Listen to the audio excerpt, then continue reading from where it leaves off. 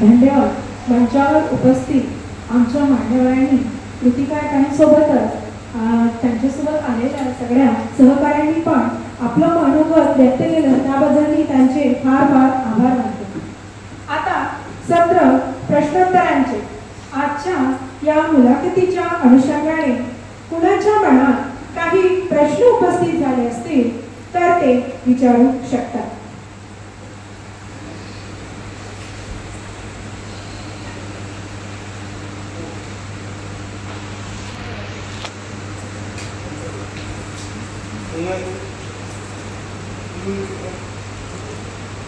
कुणाच्या मनात काही प्रश्न असतील तर तुम्ही कृतिकाताईंना विचारू शकता.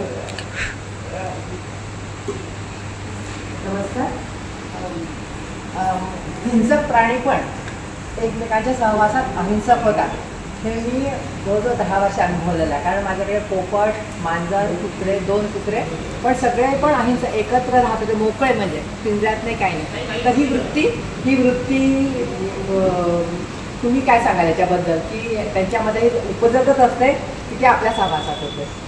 नाही नाही, ही उपजातच नसते. जसं की आता आमच्याकडे मांजरी आणि एकत्र राहतात, पण त्यांचं एकमेकांच्या सहवासाची त्यांना सवय व्हावी. काही दिवस आम्ही तिथे राहतो, त्यांच्यासोबत म्हणजे त्या कुत्र्यांसोबत आम्ही त्यांना मोकळं सोडतो आणि मग आम्ही तिथे स्वतः हळूहळू त्या एकमेकांची, नंतर मग त्या एकमेकांची चांगले खेळायला बिलकुल ते एकमेकांना इजा करत नाही आणि खूप चांगले राहतात. इव्हन आमच्याकडे एक छोटं वासरू होतं, त्या वासरूजवळच ही आमची कुत्री त्याच्या पोटावर जाऊन झोपायची, त्याच्या मानेवर जाऊन झोपून ते इतके चांगले एकमेकांशी खेळायचे की खूपच. तर ही उपजत नसते, त्यांना सहवासाने ही गोष्ट त्यांच्यामध्ये येते.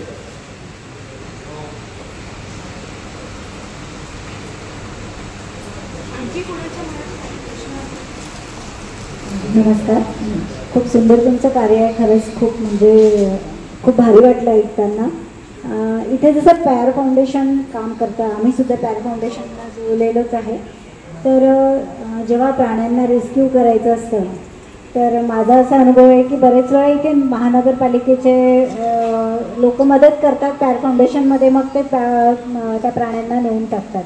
तर अशी मदत तुम्हाला राजुऱ्याला मिळते का तुमच्या? अजिबात नाही, अजिबात नाही. आम्हाला फक्त आम्ही आमची टीमच फक्त वर्क करतो. अक्षरशः तिथे रेस्क्यू करायचं असेल तर ते लोक अतिशय दुर्लक्ष करतात. इव्हन एखादा प्राणी जर दगावलेला असेल रस्त्यावरती तर आम्ही ते लोक फक्त एक मनुष्य पाठवून देतात आणि आम्हाला त्याला पैसे देऊ करावे लागतात, तेव्हा तो त्याचं फ्युनरल करतो. असं आहे. इथे आम्हाला गाडी वगैरे लागते, मोठे जे प्राणी असतात किंवा ॲक्सिडेंट झालेले जे प्राणी असतात? नाही नाही, आमच्याकडे नाही, वाहनांची सुद्धा सोय नाही. आमच्याकडे ते गाडीसुद्धा उपलब्ध करून देत नाही, कुठल्याच प्रकारची ते मदत करत नाही. मग यासाठी तुम्ही काही प्रयत्न केले आहेत का? हो, आमचे प्रयत्न चालू आहे. आम्ही मध्ये गेलो होतो तिथे नगर परिषदला आणि तिथे त्यांना आम्ही सांगितलं की बा आम्हाला ॲटलिस्ट तुम्ही म्हणजे रेस्क्यू करताना आम्हाला काही मदत करा. किंवा आम्ही त्यांना हे पण सांगितलं की आम्ही जे काही वॅक्सिनेशन आम्ही कॅम्प घेतो त्यासाठी काही फंड उपलब्ध करून द्या. किंवा आम्ही त्यांना हे पण म्हटलेलं की स्टरलायझेशनचा आम्ही कॅम्प ऑर्गनाईज करू, त्यासाठी तुम्ही काही फंड द्या.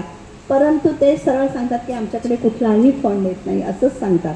आणि बरेचदा आम्ही पॅरा फाउंडेशनला जे काही आम्ही तिथनं जे काही गाय बैल जे काही आजारी, कारण की गाय बैलची आम्ही तेवढे काही करू शकत नाही, मोठे प्राणी आणि त्यांच्याकडे सगळी सुविधा आहे.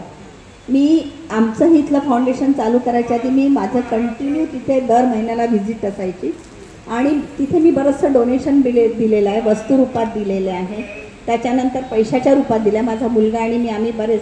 पण नंतर मग आता इथे तरी पण मी थोडं फुल नाही फुलाची पाकळी त्यांना देत असते, कारण की त्यांचं कार्य खरंच अतिशय चांगलं आहे. परंतु असं वाटतं की अशी जी मोठी मोठी जी संस्था आहे त्यांनीसुद्धा आमच्यासारख्या छोट्या संस्थांना मार्गदर्शन करावं, आम्हाला मदत करावी असं वाटतं. पण बरेचदा आम्हाला मदत मिळत नाही, कुठलीच मदत मिळत नाही. इव्हन साधं औषधं विचारली तरी पण मदत मिळत नाही. हा आमचा अतिशय वाईट अनुभव. आणि कुठेतरी आम्हाला स्वतःला सक्षम व्हावं लागतं, स्वतःला आमच्या पायावर उभं राहावं लागतं, असं आहे. कृतिकाताई, तुम्ही सगळेजण इतकी छान कार्य करून राहिले आहे की तुमचं अभिनंदन करावं तेवढं कमी आहे. तर मला हे सांगा की तुम्ही हे कोणत्या वयापासून सुरू केलं? ॲक्च्युअलमध्ये लहानपणापासून आमच्याकडे म्हणजे मलाच नाही तर माझ्याकडे माझं जे काही कुटुंब आहे म्हणजे जसं माझे आई बाबा, माझा भाऊ, माझी बहीण, माझ्या बहिणीकडे अजूनसुद्धा 6 ते 7 मांजरी सतत असतात. ती पिल्लं देत जातात, ती त्यांचा सांभाळ करतात, मग काही ती निघून जातात, काही असतात. आणि मला पण माझं हे कार्य जे चालू झालं ते अतिशय लहानपणापासूनच आहे. परंतु आता त्या कार्याला एक वेगळं वळण मिळालेलं आहे आणि हे कार्य मग आता म्हणजे मला अतिशय आवड आहे या कामात. एक छंद म्हणतो आपण.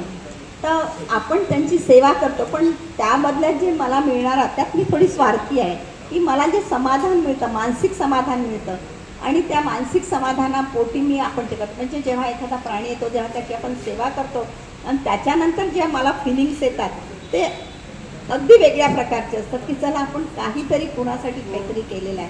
असं म्हणतात की मानव जन्म हा 84 योनीनंतर मिळतो. मग असं वाटतं की आपण जगावं तर इतरांसाठीच जगावं असं एक माझं इच्छा आहे किंवा मानस आहे की हे ईश्वरीय कार्य ईश्वराने अगदी माझ्या अंतिम वेळेपर्यंत माझ्याकडनं हे कार्य घडावं असं मला वाटतं. आणि या इथे जे बसलेले पान्हेरकर सर आहे ते सुद्धा बरंच मला मार्गदर्शन करत असतात, बरीच ते मदत करत असतात मला.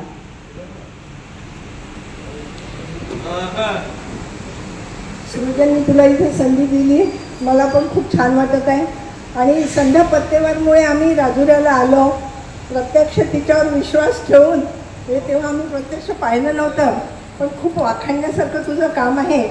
प्रत्येकच जण प्राणीसेवा करू शकत नाही, प्रत्येकाची भावना वेगळी असते पण प्राण्यांविषयी प्रेम दाखवू शकतात. तर मला असं वाटतं तू असा तिथे एक ग्रुप तयार करायचा, कारण सेवाभाव हा प्राण्यांचं करण्यासाठी प्रत्येकाचा असेल असं नाही. जसं आता संस्कार कलश योजना आहे, तू माझ्या नावाचा उल्लेख केला पण आज इथं रचिता आहे, संध्या आहे, आमचा खूप मोठा ग्रुप आहे. त्यामुळे आम्ही बराच अशा निधी देऊ शकतो चांगल्या कार्याकरता. तर तसं तुम्ही सेवा प्रत्यक्षात त्यांची न घेता आर्थिक एक महिन्याला छोटा अमाऊंट ठेवा, 100-200 घरांची मदत द्या, कमीत कमी आनंदाने जे देईल 100 रुपये ठेवा, तर तुमच्याकडे एक निधी येईल पक्का. त्यातनं तुम्ही करू शकाल असं मला वाटतं. कारण मी स्वतः कुत्र्याला फारच भीते.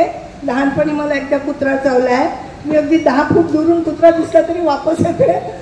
तर ते असं वाटतं की तुम्ही पण असं ना एकीचं बळ खूप असतं. आणि एक आहे की आपण किती सेवाभाव असेल तर आर्थिकदृष्ट्या जेव्हा आपण कमी पडतो तेव्हा फार वाईट वाटतं. तर असं जर तुम्ही 5 जणी आहे, एकीने 10-10 मेंबर जरी असं केले, तुमची जितकी इच्छा असेल 50 रुपये 100 रुपये असं करून 100 जणांचा एक निश्चित अमाऊंट तो तुम्ही घ्यायचा आणि तुम्ही स्वतःच ते कलेक्ट करायचं. कारण प्रत्येकजण घरी आणून देणार नाही. आणि मग एकदा वर्षातून त्यांना दाखवा तुम्ही की तुमच्या पैशातून तुम्ही काय केलं आहे, म्हणजे ते पक्क होईल असं मला वाटतंय.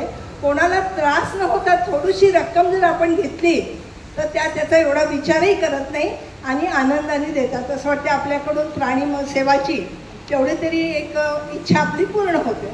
तर असं काही करून बघ असं मला वाटतं आहे. एखादं म्हणजे 10 घरांनी सुरू करा तर त्याच्यामुळे एक निश्चित अमाऊंट तुझ्याजवळ जमा होईल आणि तू हे काम करू शकशील.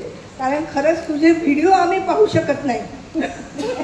प्रत्यक्ष सेवा तर दूर राहिली, इतकं पाहता नाही होतं. त्याच्यामुळे ज्याला जे शक्य आहे त्याने ते करावं. आणि तुझ्या कार्याला खूप शुभेच्छा देते आणि खचून न जाता तुझ्या मैत्रिणी आहेत असेच पुढे चालत राहा असं मी तुला सांगू इच्छितो. धन्यवाद उषाताई. संध्याबद्दल म्हणायचं झालं तर खरं संध्या ही माझी बरीच जुनी मैत्रीण आहे. जेव्हा ती राजुऱ्याला सास्तीला होती तेव्हापासून ती माझ्या सोबत आहे आणि सानिध्यात आहे. तर इथूनच आमचं आता इथे जे काय आहे मी सृजनमध्ये मी केवळ तिच्यामुळेच आली. माझी जी ओळख ती मी तुम्हाला करून दिली, तिनेच करून दिली. एवढंच नव्हे तर मध्ये इथे मला दवाखान्यामध्ये मला ऑपरेशन झालं होतं. ती सुद्धा आजारी होती, फक्त 15 दिवस झाले होते ती आजारातून उठली होती. पण ती धावत ती तिथे मला भेटायला आली. तिचे कितीही आभार मानले तरी कमीच आहे. आणि बाकी आमचं मंथली डोनेशन जमा होतं फार नाही होत पण होतं बऱ्यापैकी. माझा मुलगा काही कमी पडले तर माझा मुलगाही देतो.